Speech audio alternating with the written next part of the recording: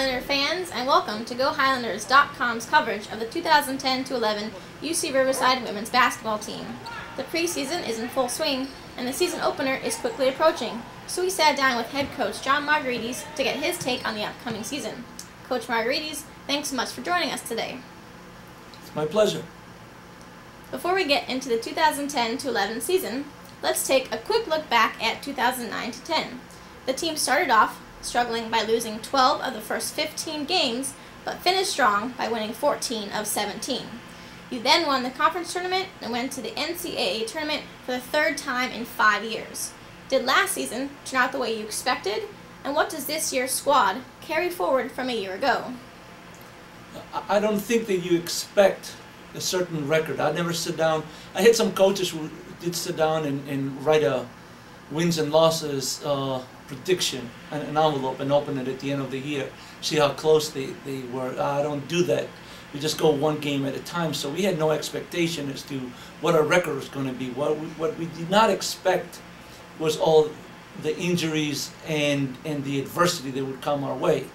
I thought that what we took from the season is that we did not fall apart. We stuck together. We learned to believe in ourselves and in each other. And when we were healthy, we were a very good team. We can compete with a lot of people. You have two new assistant coaches this season, Carrick DeHart and Sayram Buwanyo. Tell us a little bit about their backgrounds and what each will bring to the program.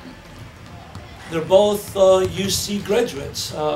Carrick played and graduated at UC Santa Barbara, and Sayram Buwanyo, she played and graduated from UC Riverside. They have a very accurate perspective of what it feels like to be a UC student. They understand the league, they understand what is expected of the people involved. They're wonderful additions, and we're very glad to have them here. There were 3 seniors on last year's team: center Amber Cox, who was named Big West Conference Tournament MVP, forward Marissa Rivera, and forward Jessie Schmuckel. Who replaces their contributions in the lineup this season? I don't think you can replace them. I think what you do is you look at the team that you have and you try to figure out how can you get the job done. Everybody steps up, everybody plays to their strength, and then you adjust your approach to the people's strengths that you have. So I don't think one person is going to step in to replace one of them, and then another person will step in to replace someone else.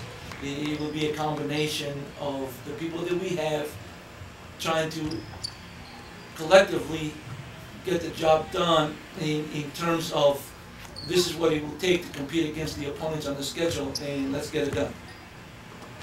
You have a couple new freshmen on the roster this year: Taylor Wallace, Denise Adams, and Jessica Ogunorin. What can you tell us about each of them?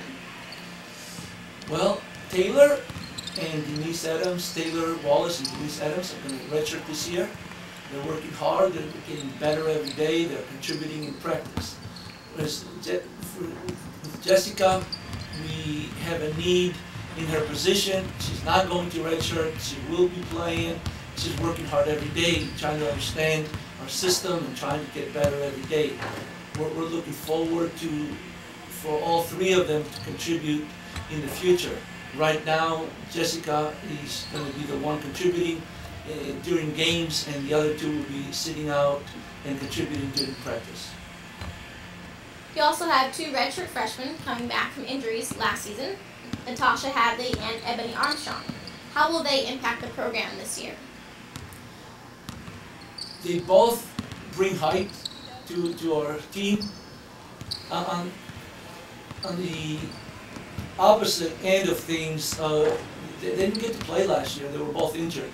So not only are they freshmen, but they've been out of basketball for a year. They're working exceptionally hard trying to get back into the swing of things. And I think it'll take a little bit of time before they get to the level where they will be contributing every day, and they will be able to contribute at the level that we thought they would. There are 3 transfers in your program this year: Brittany Palmer from New Mexico State, Nicole Anderson from Cal Poly, both of them are eligible to play this season, and Brianna Linton, a transfer from Hawaii, who will sit out due to NCAA rules.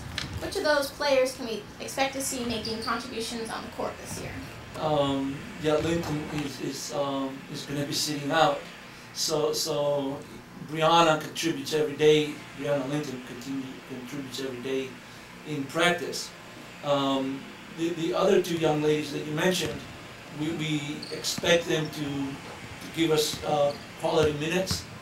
They're older, they're mature, that they have really good skills, and so we're excited to have them, and I think they're going to play a big role this season in terms of the people who are on the floor and the people who are contributing. All Big West first team guard Alyssa Morris returns for her final season at UCR. Last year, she had a breakout season, leading the team in points and rebounds. What do we expect from her in 2010-11? Consistency. I hope she brings consistency. I hope that she doesn't try to do more than she's capable of doing. I think that she will be able to contribute, but at the same time blend in with the rest of us, the rest of the people on the floor, and just do her part and do it well. Are there other returners that you see in the mix of things come tip-off? Well, I think that we could be maybe even 8 or 9 deep this year. You couldn't talk about our team and not talk about Rhea and Rhea Neighbors, and you couldn't talk about our team and not talk about Brittany Waddell. I think that, as a matter of fact, as the season ended last year, Brittany Waddell, Alyssa Morris, Rhea and Rhea Neighbors started the games at Anaheim. So although people do say that we have 3 people returning, we won the tournament with 4 people that are still on the squad. Trishanti Nottingham is going to be someone that we feel will contribute and will play a huge role in our ability to compete. Montana is the opponent in the season opener, Friday, November 12th at 7 p.m.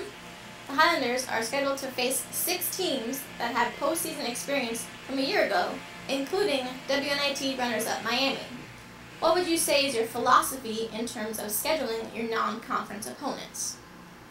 Our philosophy has always been that the preseason schedule prepares us for conference and prepares us to play better at the end of the year. We haven't tried to schedule easy or hard. We just tried to schedule in a way that as the season progresses, we can evaluate game to game and look to see as to what we need to work on and just become a little bit better every game. Are there games along the way that you look to as benchmark games? Those that will give you the best idea of how things are going prior to the start of Big West competition? No, I feel that every game has its purpose. Every game you can learn from, and if we play a game and play exceptionally well, then you kind of think then against a very tough opponent, then you got to think that obviously we can play at this level, and let's see if we can maintain that or even get better. The Big West Conference media poll came out this week, and UC Davis is picked to repeat as regular season champions. Why are they the favorites again this year? I don't know. I can think about the criteria that the media used.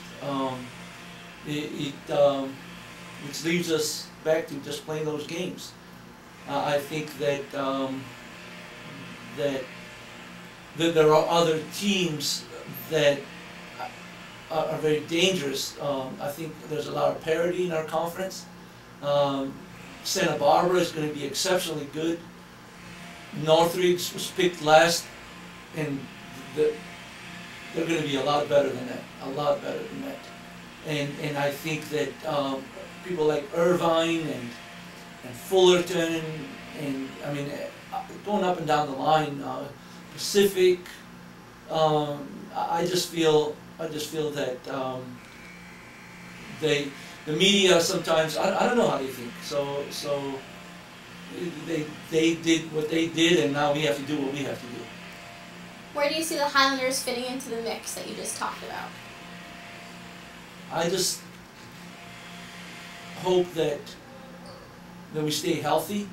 I hope that we learn from the preseason games, and I'll have a much better idea as to what's going on going into the conference.